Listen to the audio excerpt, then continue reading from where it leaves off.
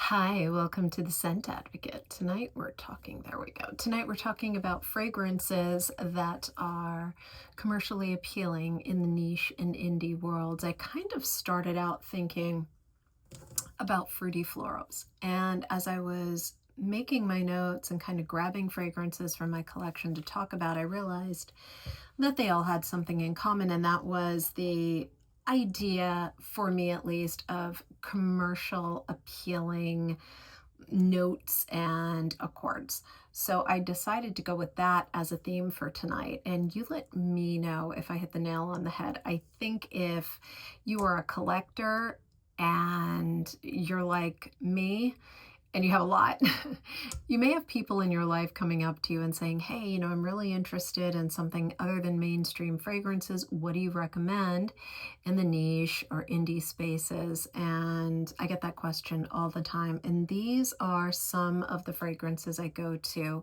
Certainly not all. I have a lot that I think are commercially appealing, but I wanted to pick some fragrances that aren't necessarily front of mind, something for you to consider, especially if you're buying a gift for someone who's interested in more artistic fragrances. I think this is a great place to start.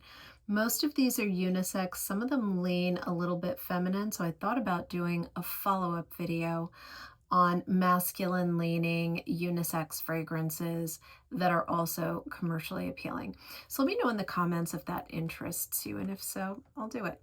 Tonight's beverage of choice is a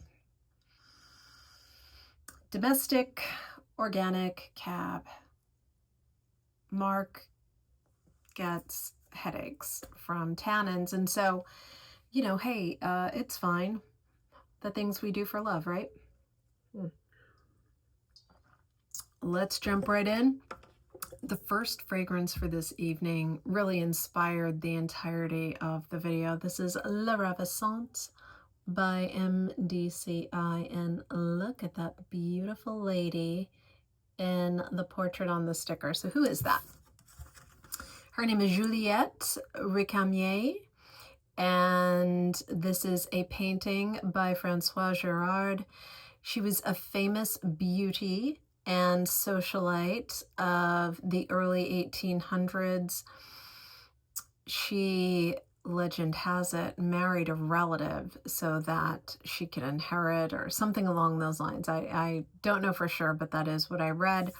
And the marriage was never consummated. So she went into her later years as a virgin. And that made her all the more appealing to the men of the day. Let's not go down that rabbit hole, shall we? Let's move right on to the fragrance itself. So I absolutely adore this. This is a 2022 release. It is 75 ml. It's an EDP and it goes for $250. The nose behind this is Bernard Duchefort, who I love. The notes are pear, starfruit, pomegranate, lemon, red berries, osmanthus, magnolia, ozone, honeysuckle, jasmine, marshmallow, driftwood, white musk, sandalwood, and vanilla. What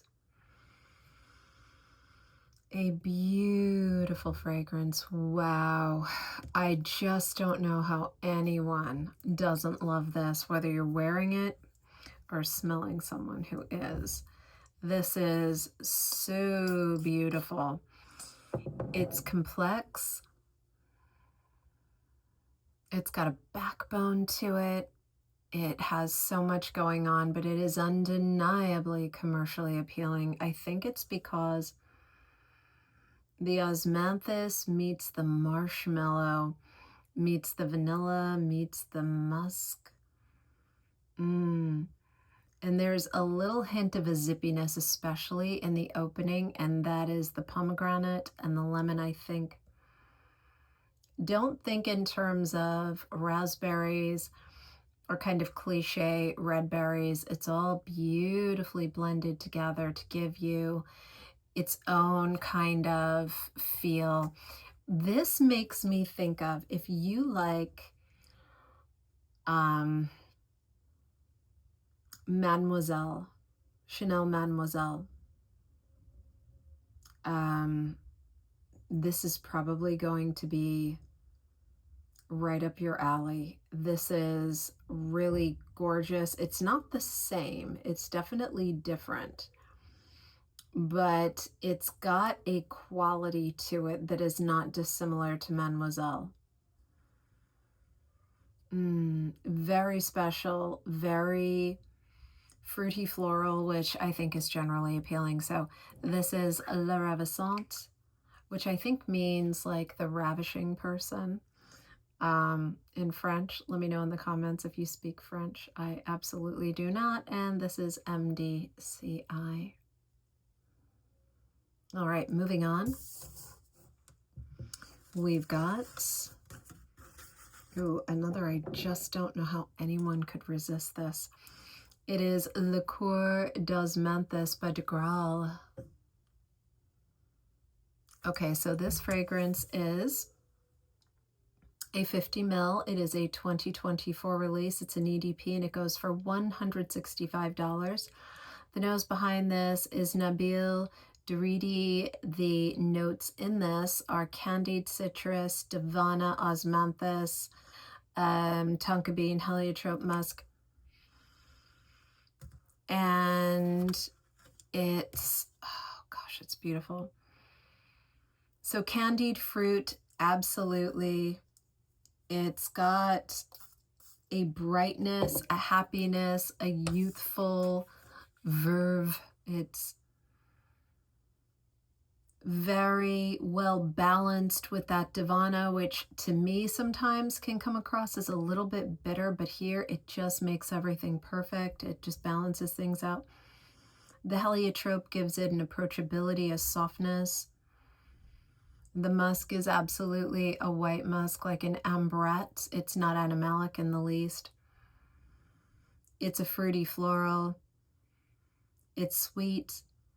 It's beautiful. Again, if you like that kind of Mademoiselle feel, not the same, not even close, but that bright, youthful, happy, appealing, you know, it's as relevant for a woman my age, you know, 53 going on 54, as it is for a girl of 24, a girl of 18. It's just amazing. And a man who knows who he is and loves to smell great and has the body chemistry to pull it off, go for it. This is just beautiful stuff. I never hear anything about it. I can't imagine why. It's exquisite. Liqueur d'Osmanthus by DeGraal. Moving on, we've got, let's see, what do we want to do next? Let's do a Widian. This fragrance line is so wonderful. They have so many surprises going on. It's incredible. This one is Widian Almond. It's an EDP.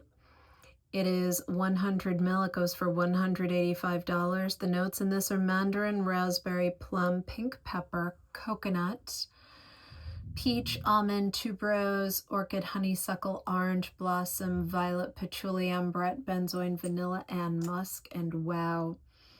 Does it smell like almonds? No.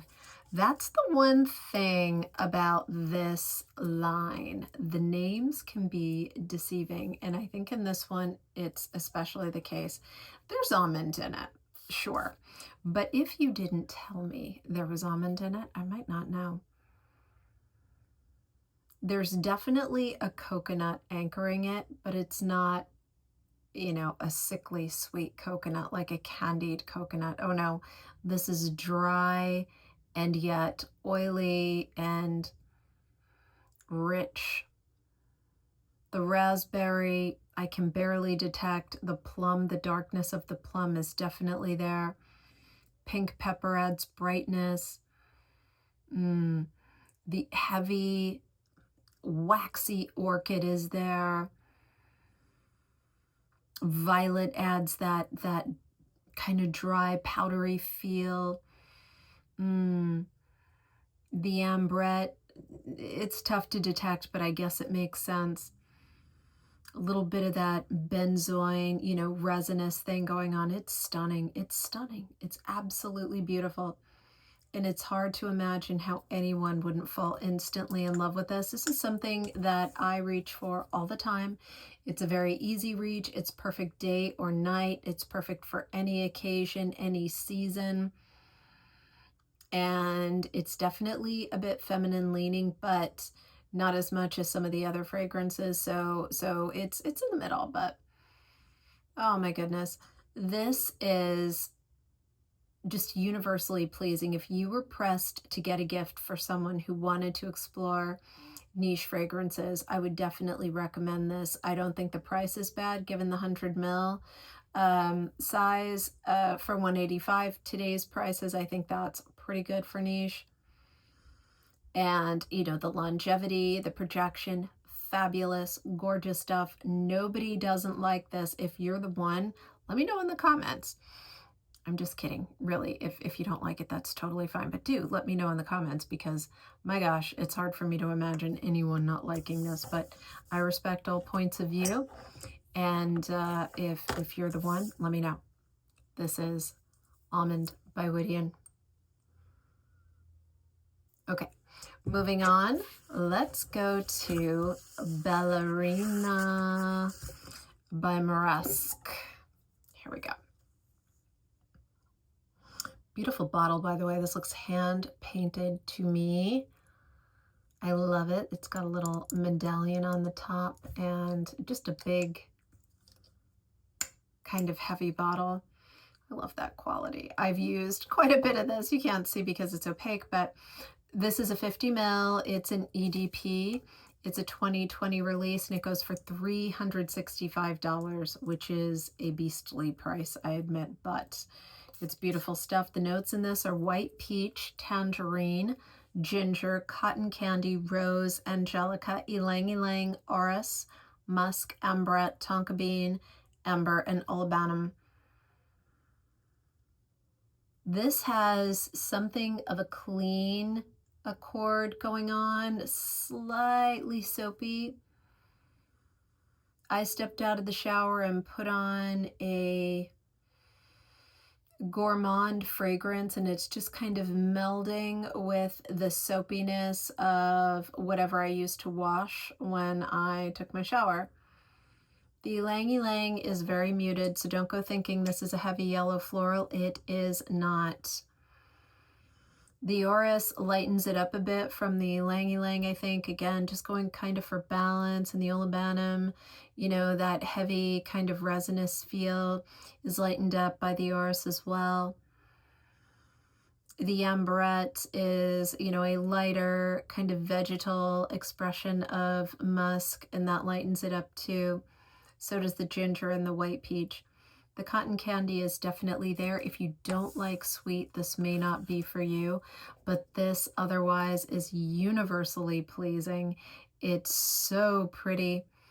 Definitely leans feminine, but I could also see a man wearing this. I mean, why not? It's upbeat, it's happy. It makes me think of a festival, a gathering, you know, a big party of some kind that's outdoors in the evening, but in the warmer months. Does it smell pink like we think of when we think of, you know, ballet slippers or tutus? A little, yeah. But it's gorgeous nonetheless. It is Ballerina by Moresque.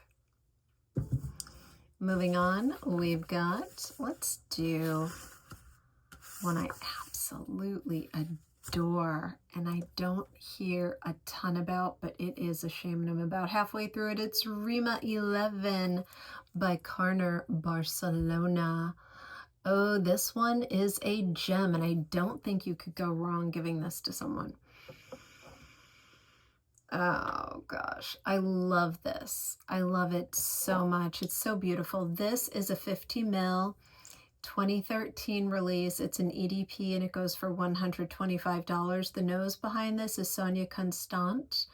The notes are cardamom, black pepper, saffron, mint, cinnamon, nutmeg, coriander, jasmine, vanilla, sandalwood, benzoin, amber, cedar, and musk. What do I get out of this? Gosh, it's a tough one. It's a sweet, resinous, somewhat, just a hint of spiciness, not a heavy nutmeg, not at all. In fact, it's more cinnamon, cardamom than anything else. There's black pepper for sure, but it's not screechy at all. You know, it's not heavy. It's so beautiful. It's uplifted. I feel like there's a floral missing in here. If I had to say what it is, I'd say it's ylang ylang. Yeah, I'd say there's a heavy yellow floral missing out of the notes in the description. That's what I get. I absolutely would guess ylang ylang or maybe just a hint of gardenia. There's a heavy tropical floral in here that makes this so exquisite, and it's offset by that cardamom and the cinnamon. That's what I get. When I wear this, my problem is I overspray because it has such an effect on me that I just can't stop. And I just want to keep going. And there are a few fragrances like that for me. This isn't the only one, but it's a big one. And I just can't stop. It's so pleasing. It's so positive. It's so wonderful. It's so perfect for any occasion. It's got that kind of tropical nuance to it for the warmer months. And then in the cooler months, it's heavy enough to be appropriate. It also, when you sweat, it blooms on the skin. It doesn't get weird or cloying. It just increases in its gorgeousness. And this makes me think of, you know, a beautiful cruise in the South Pacific. And I've been to the South Pacific, but I've never been on a cruise there. Not really. I mean, there was a boat involved a couple of times, but I don't think that counts. It's just a motorboat. And yeah, so, but like a real cruise, like on a cruise ship, as opposed to like a, you know, like a sailboat or something like that. No. That's what I get out of this, you know, something just first class, beautiful, exquisite experience in the tropics where everything is wonderful, everything is beautiful, everything smells amazing, and you are wearing this. And so you do too. It is Carner, Barcelona, Rima 11. What do you think about this one? Have you tried it? If you have, let me know in the comments. Okay. Moving on, we've got, let's see. Oh yeah. Let's do, this is pushing it a little. Let me know what you think of this one. This is Angélique by Papillon. Oh yeah, this is going way deep down into the niche rabbit hole. I love this. I think this is pretty commercially appealing as niche goes. The nose behind this is Liz Moore's. This is an EDP. It is 50 ml. It's a 2014 release, and it goes for $198. The notes in this are osmanthus, white champak, orris, mimosa, frankincense, and cedarwood.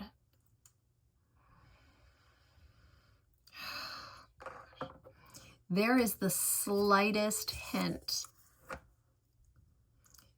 at a classic makeup accord, and it's not lipstick. It's face powder.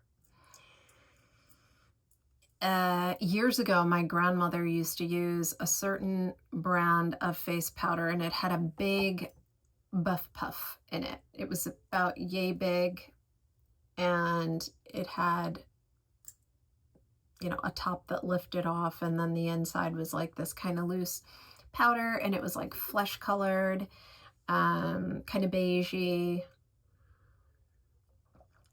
I don't think it came in multiple colors, though. I think it just kind of went with whatever your skin tone was. One of those just designed to kind of take the shine away. So it wasn't like a pressed powder or anything. Anyway, it smelled amazing, and it had this, just this orris feel to it. Very, very wonderful. This has a hint of that. So that combined with the Osmanthus is very powdery, very soft, very comforting. The white champak gives it, you know, a little bit of a heavier floral along with that mimosa. The frankincense is definitely pronounced. There's a very faint resinous smokiness going on. The cedarwood, I guess I can detect, but it's only because I'm reading about it. This to me, you know, combined is just absolutely stunning. It's a beautiful, kind of feminine leaning fragrance.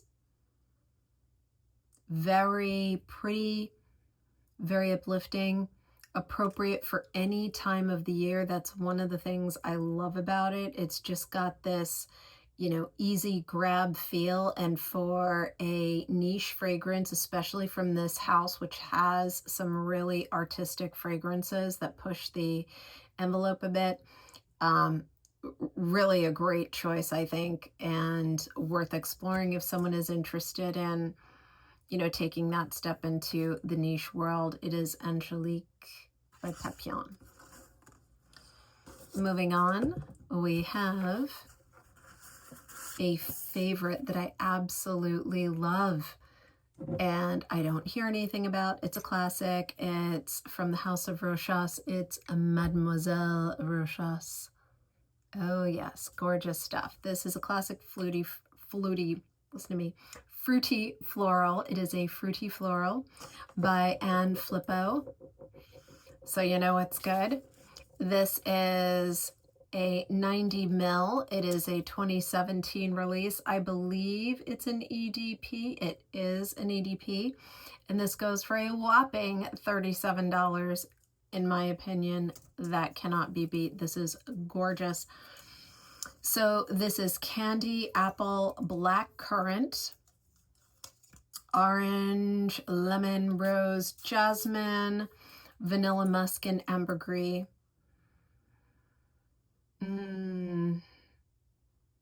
Young career woman. It's, you know, in springtime in Paris. It's beautiful. It's champagne. It's strawberries. It's amazing. It's, you know, short skirt with, you know, pumps that are chunky, and, you know, the short skirt is part of a pink Chanel suit. It's just stunning. Gorgeous, gorgeous. Fruity floral, beautiful, I think, for just about any occasion, especially work. It does pack a punch though, so be careful. I can't imagine anyone who is feminine not liking this. It's absolutely exquisite. Again, if you're a fan of the Mademoiselle type fragrances of Chanel, this is going to be a winner. This is Mademoiselle Rochas. Gorgeous stuff. Way underrated in my opinion. Check it out. Next, we've got, where are you? One second. Oh, yes. So this is Bouquet Ideal by Xerjoff from the Casamorati line. I love this fragrance. It took me a long time to get it. I really tested the heck out of it. I wasn't sure, and then it finally clicked for me. It was a little bit floral, and then, I don't know, maybe I was having a weird body chemistry couple of weeks while I was testing. Then it clicked. The nose behind this is Jacques Flory. This is 100 ml. It's an EDP. It goes for $305, and it is that a 2010 release approximately? Wow. So the notes in this are cinnamon, nutmeg, gaiac wood, sandalwood, cedar, papyrus, vanilla, coumarin, tobacco blossom, labdanum, musk, and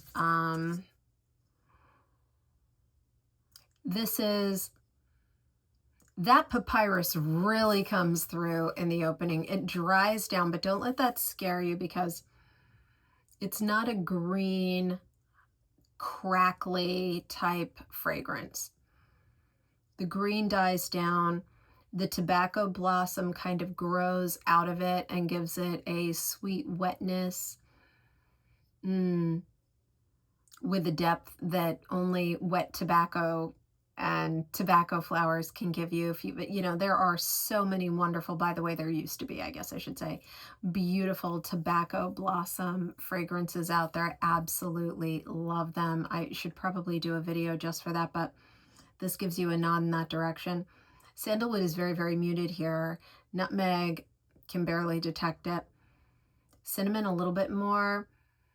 Gaiac, definitely. Labdanum, definitely. But there's a fruit in here. And it's a...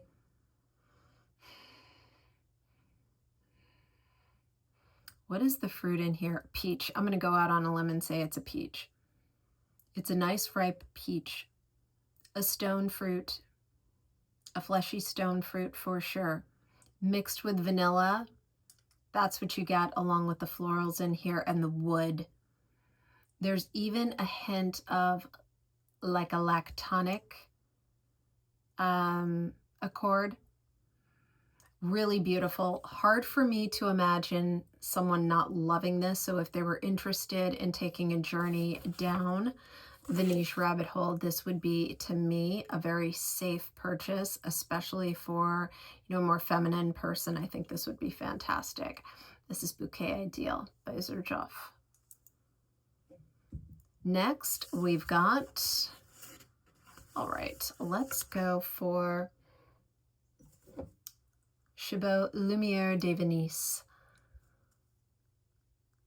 This is a favorite of mine. This is an EDP. It's 100 ml. It is a 2015 release and it goes for $165. The notes in this are grapefruit, bergamot, peach, jasmine, rose, violet, patchouli, wood, tonka, oak moss, and sandalwood. So one might be tempted to call this a fruitchouli, but I don't think so, because although the patchouli is definitely there, the oak moss makes its presence known. So this is date night on a beach. Ooh, big city vibe. There's a level of class and sophistication to this. An amazing first kiss. This smells very sexy. There's something alluring about this. It draws you in and makes you want more. This is very compelling.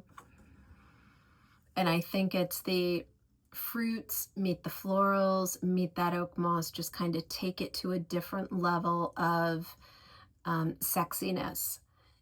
The earthy quality of the oak moss, the citrus, just almost a salty citrus brings you in. Oh, it's exquisite. This is something, if someone were wearing this, it would be hard to not want to lean in and get more, not want to ask, what are you wearing? Not want to just, you know, grab them. That's what Lumiere de Venise does. And so be careful with this one. It's no joke. Let me know what you think of it in the comments. All right, moving on, same house. We've got Caprice de Marie by Chabot. This is a 100 ml EDP. It's released in 2021 and it goes also for $160. This is pineapple, blackcurrant, pear, peach, lily of the valley, caramel, patchouli, musk, and vanilla. Again, just very, very pleasing, upbeat. It's a fruity floral. It's got a little bit of a hint of, you know, like a sugary kind of gourmand sweetness to it. But the pineapple really jumps out in this. It's a very pineapple forward fragrance. What does this remind me of? Gosh. There's a Dior that this reminds me of, I think. I can't think of what it is, but it's it is, oh gosh, I hate to turn around and do this, but it is, could it be up here? Give me 1 second. This is gonna bother me until I figure it out. Where are you? It's a Dior that I have. All right, I'm gonna put it in the comments. This reminds me of it. Certainly not enough that it's a fragrance twin or a dupe or anything like that. Where the heck is that thing? Oh well, but it is fantastic. Very beautiful, very patchouli forward fragrance. Yeah. This is definitely feminine leaning. It's sweet, fruity, patchouli, a fruitchouli, I guess you could call it. And for a feminine person, very hard for me to imagine that someone wouldn't absolutely love this. I think this has a bit more depth than the Dior that I'm thinking of. I hope it's a Dior. Once again, I'll let you know in the comments, but gorgeous stuff. If you like a fruity, patchouli, floral, this will scratch the itch. All right, so what do you think of tonight's video lineup? Did you like these? Do you agree these would be fantastic for anyone looking to break into the indie or niche spaces with these kind of commercially appealing, generally likable fragrances? Most of them were fruity florals, but some, like the last one, you know, Caprice de Marie, more of a fruitchouli type. Let me know what you think in the comments. And hey, if you aren't yet a subscriber to the channel, please consider subscribing. And if you enjoyed the video, please give me a thumbs up. And gosh, this is so much better. I'll see you in the next one. Bye.